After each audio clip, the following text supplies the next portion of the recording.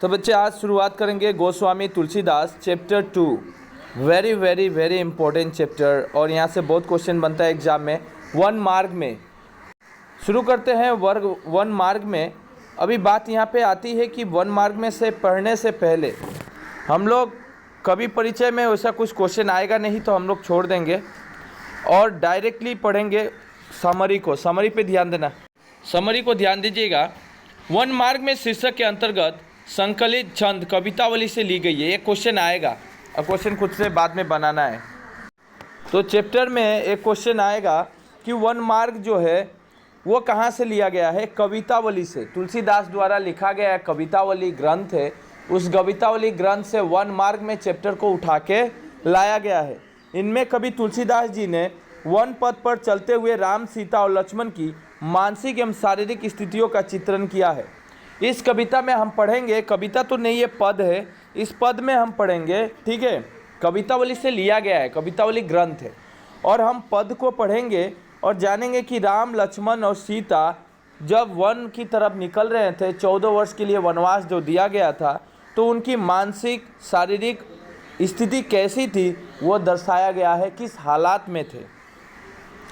साथ ही इन तीनों को देखकर ग्राम बधुओं में होने वाले प्रेममय, विस्मय, विमुग्ध तथा भाव विल्लव प्रतिक्रियाओं का भी मनोरम अंकन हुआ है। That's very very important line कि इस कविता में, इस पद में हमें ये भी देखने को मिलेगा कि जब ग्राम निकल रहे थे तीनों, राम, लक्ष्मण और सीता वन की तरफ, तब वहाँ के आसपास की ग्राम बधुएं थी।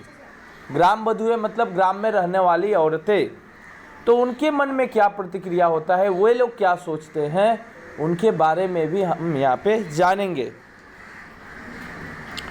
पहले छंद में रघुवीर प्रिया श्री जानकी की आतुरता का वर्णन हुआ है। लाइन बहुत इंपॉर्टेंट है कि पहले छंद में पहला जो स्टेंजा पढ़ेंगे, पहले 4 लाइन जो पढ़ेंगे हम, ये वाला पहले छंद, यहाँ ये वाला पहला छंद है, देखना।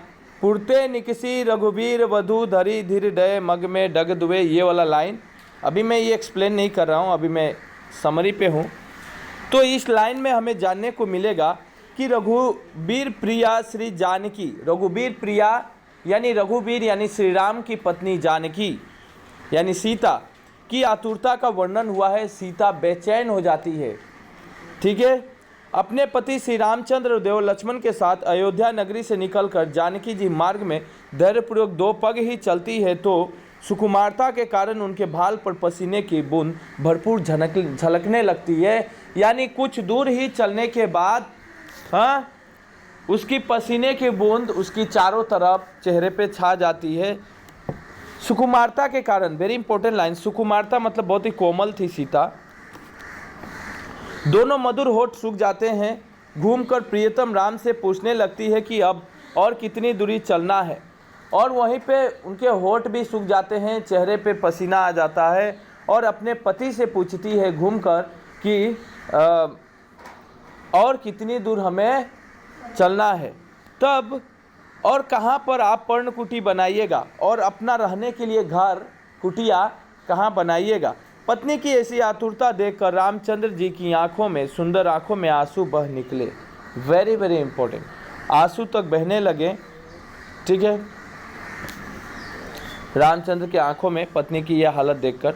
आगे बढ़ते हैं हम, तो दूसरे स्टेंजा, दूसरे छंद में हम पढ़ेंगे कि 1 मार्ग में बढ़ते हुए राम, सीता, लक्ष्मण की मधुर मूर्तियों का विस्मय विमुग्धा किसी ग्राम बधुओं की भाव विलोप प्रतिक्रियाओं का वर्णन हुआ है कि यहाँ पे ग्राम बधुएं क्या कमेंट करती है, वह किस तरह सीता से बात करना चाहती है, वो लोग क्या सोच रही है सीता और लक्ष्मण और राम के बारे में, ये देखने को मिलेगा। ग्राम वधु अपनी सहेली से कहती है, मैंने जान लिया है कि रानी कैकेयी महाज्ञानी और पत्थर से कठोर हृदय वाली औरत है। यानी मैं जान गया हूँ, ग्राम वधु आपस में कहती है कि जो कैकेयी थी, रानी कैकेयी, उनके आदेश से ही 14 वर्ष का क्या मिला था, वनवास मिला था। इसलिए मैं जान ले गया हूँ कि ये महारानी बहुत ही कठोर दिल वाली है, पत्थर है इसके दिल में। समझ में आ रहा है। राजा दशरथ को भी अपने कर्तव्य का ज्ञान नहीं रहा। जो दशरथ थे वो भी अपने कर्तव्य और अकर्तव्य कौन सही है कौन गलत है उसका डिसीजन भी नहीं ले पाए, और एक पत्नी की बात पे आके वो अपने बेटे बेटियों को वनवास भेज देते हैं। ठीक है, जिन्होंने रानी की बातों पर ध्यान दिया, इनकी मूर्ति ऐसी मनोहारिणी है, भला इन लोगों से बिछोड़ने पर इनके प्रिय लोग कैसे जीते होंगे। कि आपस में सहेलियाँ बात कर रही है कि देखो सहेली है सखी, देखो इनकी मूर्त हमारी इतनी मनोहारी है, इतनी अट्रैक्शन है, इतनी आकर्षित करती है कि इन्हें तो आँखों में रखने योग्य है, मतलब आँखों से एक पल ओझल ना हो, इतने खूबसूरत चेहरा है राम सीता लक्ष्मण का, हाँ भोलापन। अभी यहाँ पे इनके प्रिय कैसे जीते होंगे इनसे बिछुड़ कर। एक माँ बाप अपने बेटे बेटी को छोड़कर जी सकता है क्या? वो बातें हो रही है। हे सखी, ये आँखों में रखने योग्य है, इन्हें वनवास क्यों दिया जा रहा है? ये क्यों ये लोग वनवास, वन में जंगल में इन्हें भेजा जा रहा है? आगे जब हम तीसरे लाइन में पढ़ेंगे तो हमें दिखाई देगा कि ग्राम बधुए सीता से पूछ रही है। अब की बार ग्राम बधुए थोड़ी सी मजा लेगी, वो दिखाई देगा कि जिनके सिर पर जटाएं हैं, वक्ष स्थल और भुजाएं विशाल है, आंखें लाल है, भौवें तिरछी है। यानी ये पूरा कैरेक्टर श्री रामचंद्र का है कि वो कैसे दिखते थे, बड़े बड़े लंबे लंबे जटा था उनका, उनकी भुजाएं, उनकी भुजा मतलब ये दोनों हमारा हाथ का बाहु, वो बहुत बड़ा था, आंखें लाल लाल आंखें था, भौवें तिरछी थी, जो धनुष बाण और तरकस के साथ वन मार्ग में बड़े सुंदर दिख रहे हैं, जो धनुष बाण लेकर जा रहे हैं और बहुत ही आकर्षित दिख रहे हैं, तथा जो बार बार तुम्हारी ओर आदरपूर्वक हमारा मन मोल रहे हैं और बार बार तुम्हारी तरफ देख रहे हैं। यानी सीता, तुम बताओ, तुम्हारी तरफ बार बार ये देख रहे हैं। ये बता हुए सावले से कुंवर आपके कौन रखते हैं? ये कुंवारे से है, ये आपके कौन लगते हैं? बताइए। अब चौथे चंद में हम देखेंगे कि सीता उस ग्राम बधुए की भाषा का, उस ग्राम बधुए के कमेंट का, ग्राम बधुए की बातचीत का जवाब किस तरह देती है। चौथे छंद में चतुर ग्राम बधुए के अमृत से सने वचनों का, अमृत से सने वचन मतलब मीठे मुंह से थोड़ी सी कड़वा बात, अलग बात कहना, उसको बोलता है अमृत से सने वचनों का उत्तर जानकी जी किस प्रकार मुस्कुराकर नेत्रों के संकेत से देती हुई चलती है। मतलब आंखों के इशारे से भी लोग कुछ कह देता है, राइट। तो नेत्रों के संकेत से चलती, मतलब जानकी जी इसका जवाब देती है, लेकिन कैसे? नेत्र की संकेत से, आंखों की इशारों से उसका वर्णन हुआ है। साथ ही कवि ने श्री रामचंद्र के प्रति प्रेम भक्ति से भरी उन ग्राम बधुओं की मनोरम शोभा का भी चित्रण किया है कि देखिए ग्राम बधुए भी श्री रामचंद्र को कितना चाहती थी। आगे आते हैं अब डायरेक्ट पॉइंट पे और इसको खत्म कर देंगे, ठीक है। लाइन पे ध्यान देना है, समझ में ना आए स्ट्रेंजा पे चले जाना है, ऊपर वाला जो हमने समरी पढ़ा था वहां पे। लाइन शुरू होगा यहां से। पुरते निकसी रघुवीर वधु, रघुवीर की पत्नी दो पग निकलते ही, धरी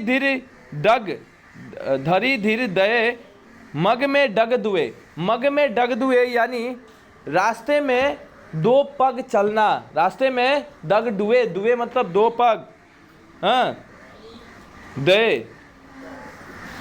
अभी दो पग चल रही है, यानी श्री रामचंद्र, रघुवीर की पत्नी, श्री रामचंद्र की पत्नी सीता घर से निकलकर रास्ते में दो पग चल रही है। झलकी भरी भाल कनी जल की पुट सुखी गए मधुराधर हुए। झलकी भरी, और कुछ पग चलते ही उनके भाल पर, भाल यानी माथे के ये लीलार, यहाँ पे पसीने की बूंद झलकी, झलक रही है। पसीने की बूंद क्या हो रही है? झलक। झलकी मतलब झलकना, जल की मतलब पसीने की, पसीने की बूंद उनके माथों से टपक रही है, झलक रही है। पुटी सुखी गए मधुराधर हुए, उनके मधुर मधुर होठ भी क्या हो जाते हैं? सूख जाते हैं। फिर बुझती, फिर पूछती है, बुझती मतलब पूछती, फिर पूछ रही है, बुझती है। चलनो अब केते ही, हे प्रभु अब कितना और चलना है। पर्णकुटी करियो कित हुए, पर्णकुटी आप कहाँ पे बनाइएगा? पर्णकुटी आप कहाँ पे बनाइएगा, थोड़ा ब्रजावली भाषा है, ध्यान देना है। चलनो अब केतिक होगा, केतिक पर्णकुटी करियो कितुए, ठीक है। यानी फिर पूछती है कि प्रभु और कितना दूर चलना है और आप अपनी कुटिया कहाँ बनाइएगा। Very important. तियकी लखी आतुरता पियकी अखिया अति चारू चली जल चुए। वेरी इंपॉर्टेंट लाइन, एग्जाम में डायरेक्ट दिया था, व्याख्या ऐसे स्पष्ट कीजिए लाइन को उठा के।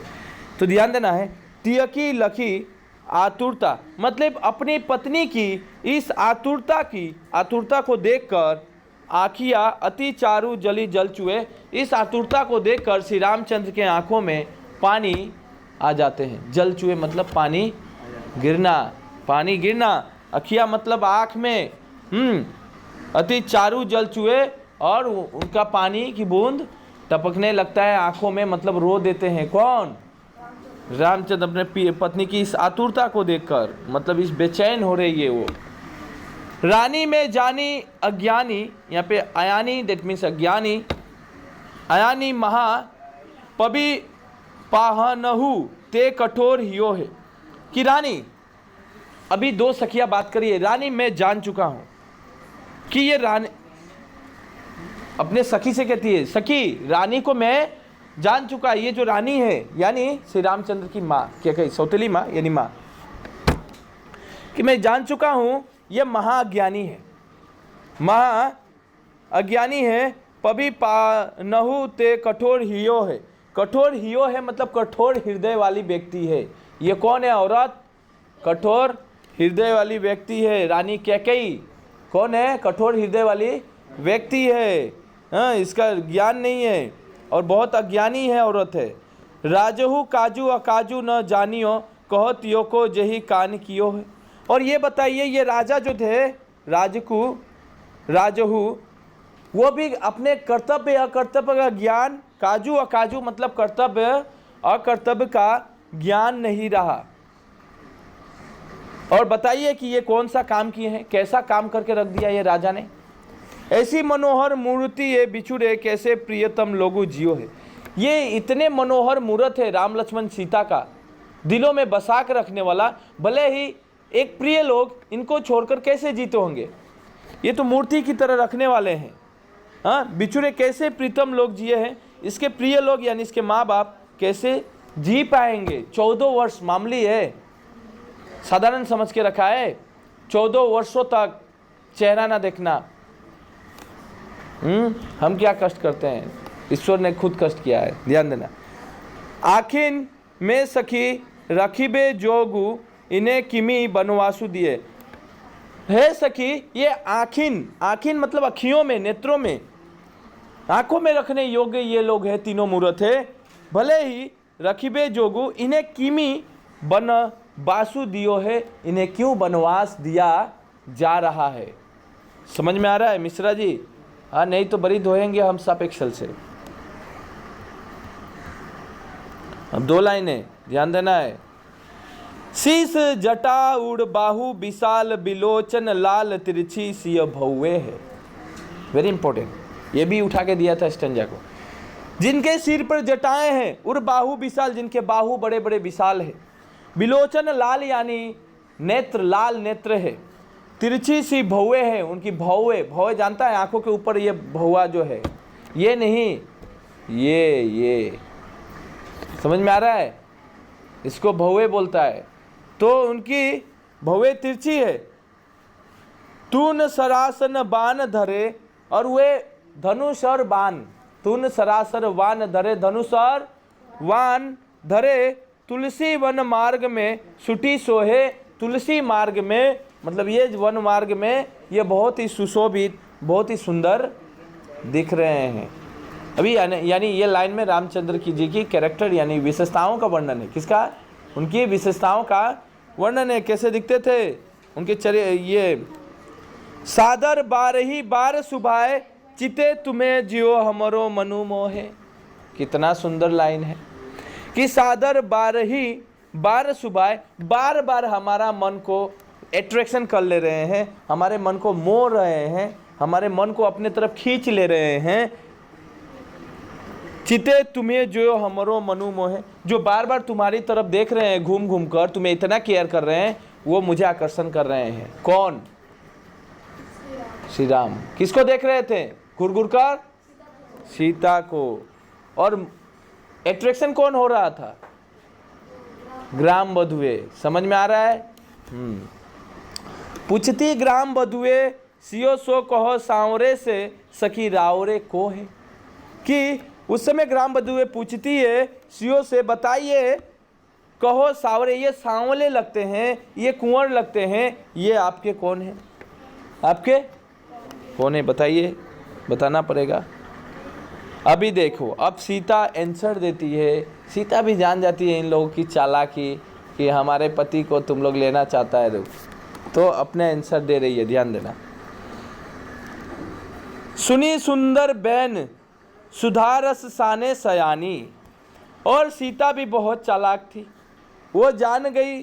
सुनी सुंदर, ये सुंदर सा वचन, सुधारस यानी मधु सा मिला हुआ वचन को, सने हुए, मधु से सने हुए वचनों को ये सयानी जान जाती है, यानी सीता जान जाती है। जानकी जानी भली, जानकी क्यों नहीं पहचानेगी? वो एक औरत की बात औरत जान जाती है। जानी भली तिरछे करी नयन दे सैन, तिने समुझाए कछु मुस्काए चली। अपने नैनों को तिरछे करके इशारे देते हुए कि दिखा देती है इशारों से, ये हमारे पति है, ये हमारे पति है, ये इशारा दिखाकर वो रास्ते में मुस्कुराकर चलती रहती है। कौन? सीता। तुलसी ते ही अवसर सोहे सबे, अवलोकित लोचन लाहू अली। अनुराग तराग में भानु उदय, बिगसी मानो मंजुल कंज कली। अभी ध्यान देना है, ये दोनों लाइन को आप अगर समझना चाहते हैं, वर्ड को ध्यान दीजिए पहले। अनुराग तराग का मतलब क्या है? नीचे जाओ, अनुराग तराग यहाँ पे देखना है। नहीं है ना? है तो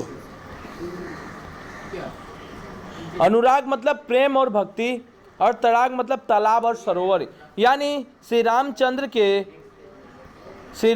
की कल्पना एक तालाब के सुंदर कमल, सुंदर पवित्र जल, स्वच्छ जल से की गई है। समझ में आ रहा है? किसका कल्पना? श्री रामचंद्र का। समझ में आ रहा है? वही है। तो ये ख़त्म है। नेक्स्ट वीडियो में आपको इसका क्वेश्चन आंसर दे दूंगा मैं, और वो भी डिस्क्रिप्शन के नीचे लिंक रहेगा, मिल जाएगा, क्वेश्चन आंसर मिलेगा। ये पार्ट था एक्सप्लेनेशन, आप अच्छी तरह समझना है। और आधे से ज़्यादा आंसर हम लोगों को पढ़ के ही मिल गया, समझा ना? आंसर दे सकता है, अब आंसर देना।